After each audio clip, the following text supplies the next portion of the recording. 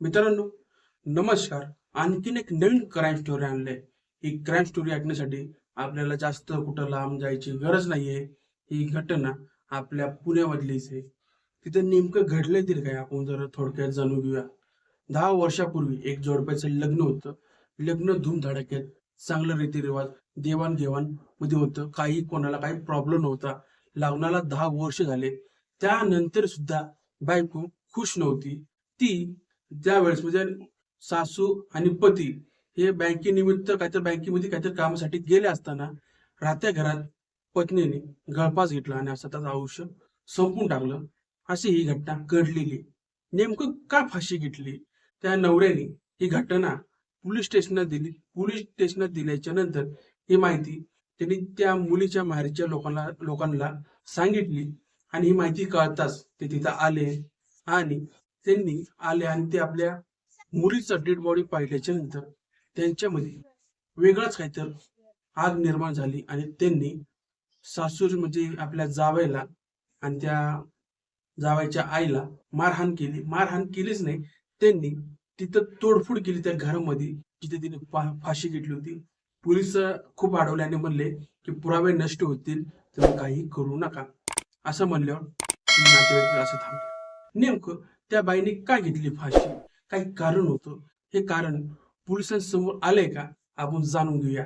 चला तर. ही घटना ऐकण्यासाठी आपल्याला कोंगोळी तालुका पाणिनी इथं जावं लागेल. सिंधू कॉलनी, त्या कॉलनीमध्ये एक जोडपं राहतात. त्या जोडप्यांची नाव आहे, त्या नवऱ्याचं नाव आहे कुलदीप मातीवडकर आणि बायकोचं नाव आहे गीतांजली उर्फ रागिनी कुलदीप मातीवडे. आणि त्या मुलाच्या म्हणजे कुलदीपच्या आईचं नाव आहे सुशांत राजाराम मातीवडे. आणि त्या कुलदीपला बाप नाही, म्हणजे बाप लवकरच वारला गेलेला आहे आणि तो एकुलता एक आहे. त्याला भाऊ बिऊ काय त्याचं काही बॅकग्राऊंड काय सांगण्यात आलेलं नाहीये. आता ही रागिनी उर्फ गीतांजली गीतांजली मातीवडे याच्या माहेरचं नाव आहे पवार, म्हणजे आडनाव पवार आहे. आणि यांचं 10 वर्षापूर्वी लग्न झालं होतं.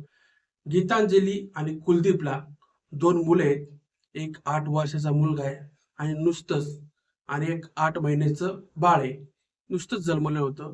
त्या दोघांचा सुखाचा संसार होता. त्या सुखाच्या संसाराला कुठं जे कुलदीपची आई आहे ती पिन टोचवायचं काम करत होती. पिन टोचवायची काम करत असताना तो कुलदीप आहे, त्याला ती पिन पिन टोचवायची ती काम करायची.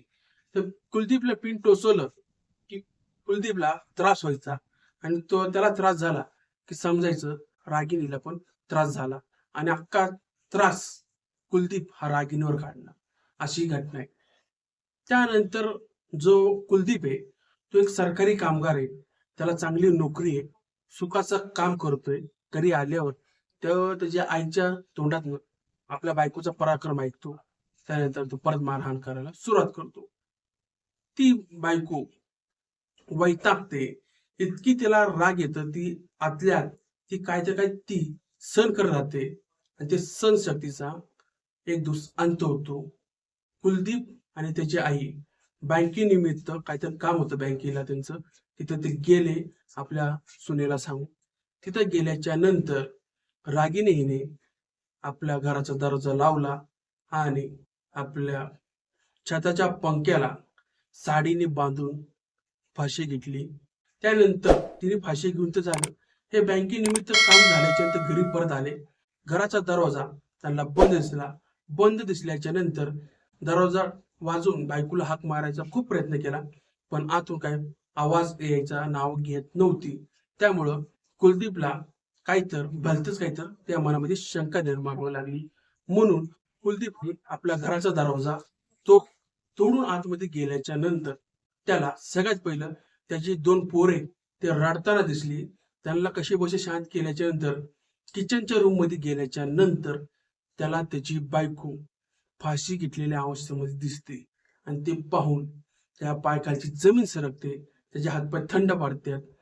आणि त्याची हालत अशी असताना ती त्याची आई आहे सुशा, ती तिथे येते. आपल्या सुनेला अशा अवस्थेमध्ये पाहून ती बेशुद्ध पडते आणि एकदम ते फिट येतं. कसं एखाद्या माणसाला फिट येतं तशी तिला फिट आलती. त्या कुलदीपला आपल्या आईची अवस्था आणि स्वतः तो थंड पडलेला आहे काय सावरं आणि काय नाही अशी अवस्था झाली होती. आपल्या डोळ्यासमोर आई फडफड पडतीये आणि त्याचे हातपाय थंड झाले होते. कमान 2 का 3 मिनिटं तो असंच थांबला होता. त्यानंतर त्याला थोडीफार सूज झाली. त्याने आपल्या आईला सावरलं. सावरल्याच्या नंतर त्यांनी पोलिसांना कळवलं. पोलिसांना कळवल्याच्या नंतर घटनास्थळी पोलीस आले. पोलिसांना आल्याच्या नंतर घटनेचा पंचनामा करायला त्यांनी सुरुवात केली. चौकशी करायला सुरुवात केली. चौकशी सुरू करत असताना कुलदीपने रागीने त्याच्या घरच्यांना सगळी माहिती सांगितली. रागीने फाशी घेतलेली असं. ही माहिती कळताच ते सगळे घटनास्थळी पोहोचले. रागिणीचा अख्खा परिवार. रागिणीचं सगळी डेड बॉडी खाली उतरली. तिला तिला जमिनीवर म्हणजे घेऊन जायच्या अवस्थेमध्ये ते काहीतरी म्हणतात त्याला, मला नाव येत नाही तोंडामध्ये. त्याच्यावर झोपवलं होतं. त्या झोपल्याच्या तर ते घरचे तिथे पोहोचले. आपल्या पोरीला मेल्याच्या अवस्थेमध्ये पाहून बापूराव पवार, त्यांची पत्नी, त्यांचे भाऊ, त्यांची नातेवाईक ह्यांना रडायला आलं, पण ते रडले नाही. त्यांच्यामध्ये आक्रोश निर्माण झाला आणि ते आक्रोश इतकं भयंकर निर्माण झालं की त्यांनी आपल्या जावेवर हल्ला चढवला. हल्ला चढवल्याच्या नंतर त्यांनी त्याला मारहाण करण्यात आली. त्या कुलदीपच्या आईला मारहाण करण्यात आली. त्यानंतर ते इथेही न थांबले, घराची तोडफोड करायला त्यांनी सुरुवात केली. तोडफोड करत असताना पोलिस मध्ये पडले. त्यांनी हे सगळं अडवलं. त्यांनी म्हणलं, तुम्ही त्याला मारताय तर हे कळतंय, पण तुम्ही जे घर तोडफोड करताय ना, त्यामुळे पुरावे नष्ट होतील, ह्याचं भान तुम्ही ठेवा. तुम्हाला जे काही करायचे ते घराच्या बाहेर करा, असं त्यांनी म्हणलं. असं म्हणल्याच्या नंतर पवार यांचं म्हणजे रागिणीचे पवार यांचं जरा पवार यांनी शांत आणि राग कंट्रोल केला. त्यानंतर त्यांनी म्हणजे रागिणीचे वडील यांनी, त्यांचं नाव आहे बापूराव पवार, यांनी पोलीस स्टेशनमध्ये जाऊन FIR दाखल केली या कुलदीप आणि त्याच्या आईवर, की ह्यांनी माझ्या पोरीला मानसिक त्रास दिलेला आहे, म्हणजे टॉर्चर केलेलं आहे, टॉर्चर करतात ते माझ्या पोरीला, अशी त्यांनी गुन्हा दाखल केला. त्यावेळेस ते गुन्हा दाखल झाला. पोलिसांनी गुन्हा दाखल केला, पण ती तेवढी काही चौकशी नाही केली. का तुम्ही असं कंप्लेंट करताय, म्हणजे त्या रागिणीच्या बापाला असं नाही विचारलं की तुम्ही का कंप्लेंट करताय. त्यावेळेस ते रागाच्या भरात किंवा पोलिस ते सगळे भांडणं अडवताना हे त्यांनी प्रश्न विचारला नाही, कारण ते लोक इतके आले होते रागिणीच्या परिवाराकडनं, रागिणीच्या परिवारवाले इतके आले होते की पोलिस त्यांना अडवत होते, म्हणून त्यांनी पण काही प्रश्न विचारले नसेल. त्यानंतर घटनेचा पंचनामा झाला. बॉडी पोस्टमॉर्टमला पाठवली.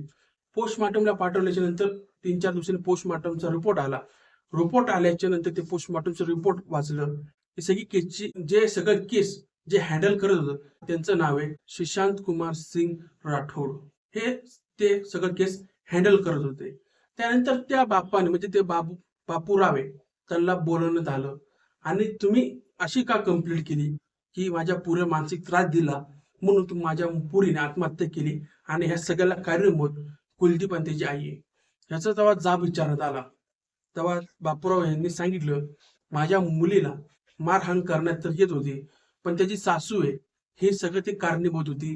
कारण सासूमुळं माझा जाव आहे तो भडकायचा आणि एकुलता एक असल्यामुळं त्याला सांभाळलं कुणी, त्या सासूने म्हणजे कुलदीपच्या आईने.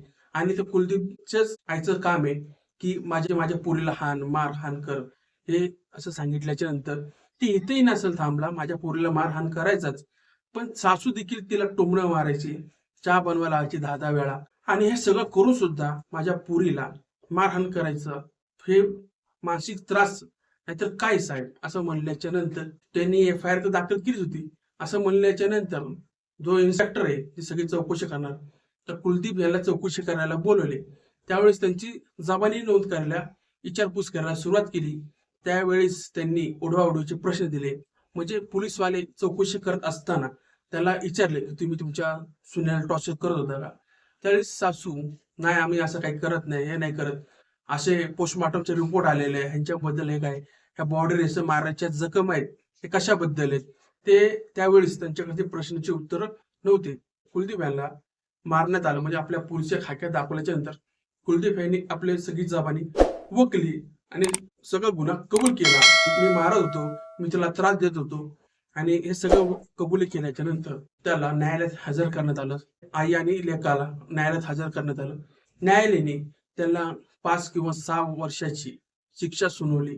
जे पोराचं ते सांभाळ असतं, म्हणजे रागिणीची जे मुलं आहेत ते सध्या रागिणीचे जे आई वडील आहेत तेच त्यांचा सांभाळ करणार आहेत. कारण कुलदीप ह्यांना मागं पुढं कोण नाही, म्हणजे नातेवाईक पण नातेवाईकांबरोबर त्यांचे संबंध काही चांगले नाहीयेत. म्हणून आता हे गेले जेलमध्ये. पोरं आता रस्त्यावर तर पडू नाही शकत. म्हणून काय का होणार आपल्या मुलीचे पोर आहेत म्हणून यांनी सांभाळ करायला ह्यांना घेतला आणि हे केस ह्या प्रकारे सॉल्व्ह झाला. मित्रांनो, तुम्हाला काय वाटतं काय नाही हे कमेंटमध्ये नक्की सांगा. एका बाईला न्याय मिळाला, कारण ती आता मिळाली पण न्याय मिळालाच पाहिजे. न्याय का मिळाला? जी घटना घडली ना, हे लोक जास्त गरीब नव्हते आणि जे नाही जास्त श्रीमंत होते. हे मिडल क्लास लोक होते आणि त्यामुळे यांच्यावर चौकशी पण चांगली झाली. पोलीसवाले त्यांनी दोन्ही साईडच्या बाजू ऐकल्या. दोन्ही साईडच्या बाजू ऐकल्याच्या आणि इमानदारी त्यांनी काम केलं. FIR नोंदवल्याच्या नंतर त्यांनी चौकशी केली. चौकशीमध्ये नवरा आणि सासू हे गुन्हेगार आढळले आणि त्यांच्यावर त्यांनी कारवाई केली.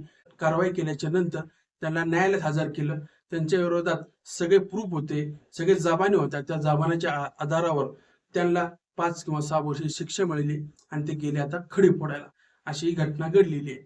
मित्रांनो, स्टोरी तुम्हाला कशी वाटली आणि कशी नाही कमेंटमध्ये नक्की सांगा. मी पुन्हा भेटायला येईन. नमस्कार.